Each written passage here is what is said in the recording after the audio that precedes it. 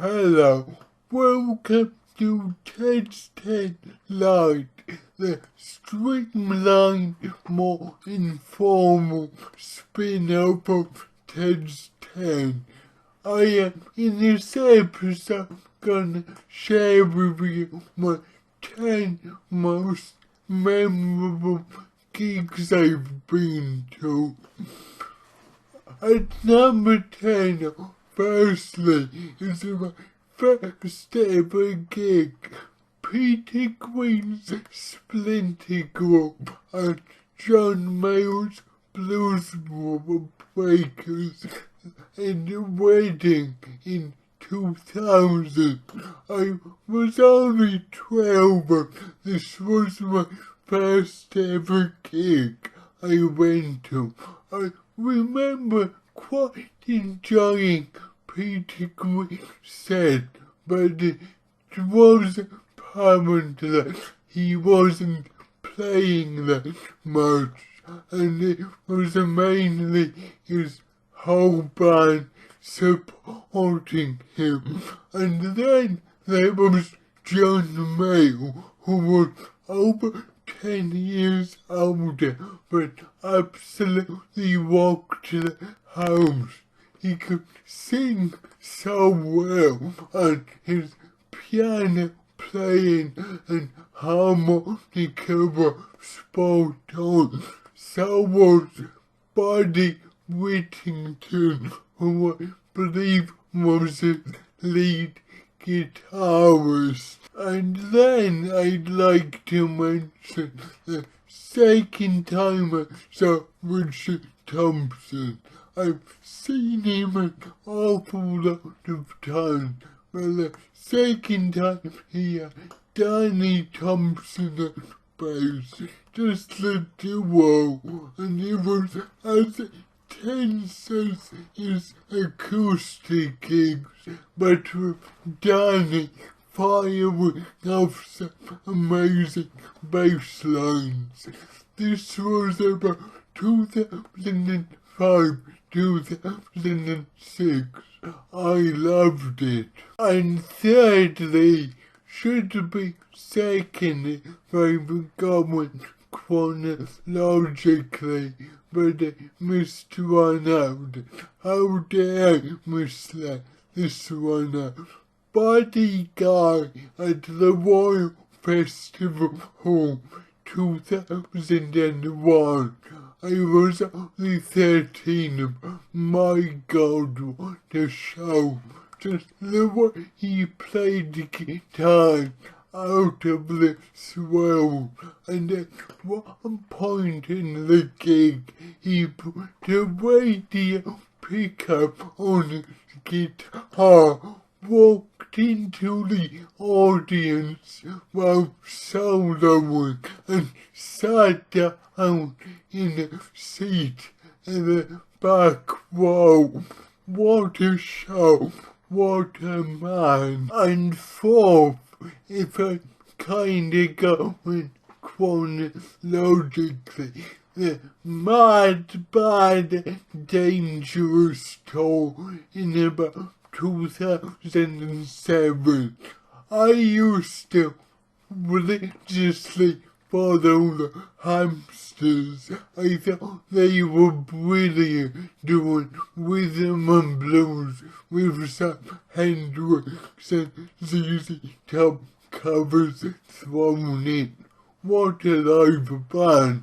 But the Mad Dangerous towards the Hamsters, Wilko Johnson and John Otway doing their own set, then getting together at the end. Hamsters were fantastic. Otway was awful but hilarious, and Wilko Johnson was fantastic, as he always was. What a show! And fifth, the Richard Thompson Band at Cardiff St David's Hall 2011. I have seen the band quite a number of times now, but the 2011 tour epic. It was the last tour the legendary Danny Thompson and Pete Zone, who sadly passed away shortly after. They were touring the Dreamatic album, and the first set was the complete album back to back. Then, after a break, full-length standard Richard Thompson band set. All the songs you want to hear played fantastically. This was a long and epic show. Great. Sixth, Pearl Jam Manchester 2012. I saw the skit for the 2 nights they were there and were so impressed that they played entirely different sets on both nights. The playing was fantastic, and it was nice to sing along to all the classics. Plus, I remember we got the cover of Walking in the Free World, which always floats my boat. 7th, Steve Earle and the Dukes, Cardiff, 2012.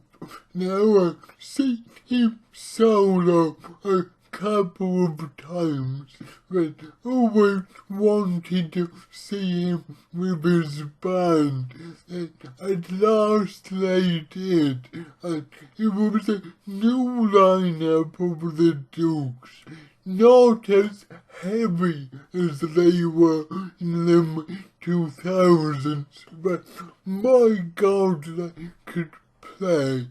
They played 2 really long sets, and I remember it being a cracking gig, and Steve was on good form, going on a few lefty political rants.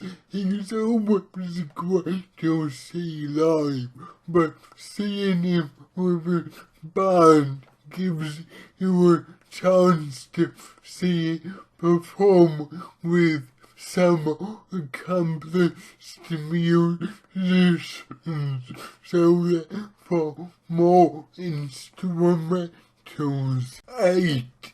Neil Young and Crazy Horse O2 London 2013. Man, thought I might not have the chance to see Neil Crazy Horse, so I was so excited when they released 2 albums in 2012 and announced their world tour, and my God, the show didn't disappoint. Crazy Horse doing all they do best, i.e. playing very sloppily so Neil can deliver some badass solos. I remember the highlight of this gig being the wonderful Ramada in from Psychedelic Pill, the album they were touring. Probably his last classic album, one to check out if you haven't. 9. And they get similarly. Neil Young with Promise of the Wheel, Antwerp 2019. Now, I think Crazy Horse are the best band to see Neil with, but promise of the wheel proved themselves to be second best. They can support him well for all his material, not just his grungy walkers, but they can also walk out with almost the same intensity as Crazy Horse. I remember this being a long-ass show, but every song was fantastic. They opened with Mansion on the Hill. We got a long, beautiful Cortez the Killer, and this was the gig Neil decided to play on the beach. Yes, on the fucking beach. The only time performed with a band outside the 70s, and I saw it. It was fantastic. And lastly, Billy Gibbons and the Bournemouth of 2023. Now I love 70s ZZ Top, but have always been put off seeing ZZ Top live because they just perform the same greatest hits set every night. So I thought seeing Billy Gibbons as a solo performer would be a chance to see really let rip, and he definitely didn't disappoint. He had a great band. I believe the drummer from Velvet Revolver was supporting him, which gave him really hard, intense sound, quite different from Frank Beard, and the set list was incredibly varied. We got some really early bluesy stuff like Brown Sugar, Francine, and he played a good few songs from his 3 recent solo albums, which are really enjoyable. Hell, I don't mind if I never see ZZ Top because I can say I've seen Billy Gibbons and it was wonderful. Okay, those have been my 10 most memorable gigs. What do you think of this Ted's 10 Light format? Does it work alongside Ted's 10, or is it a bit too often ready? Why not tell me in the comments, or maybe tell me you were at one of the mentioned gigs. Thank you.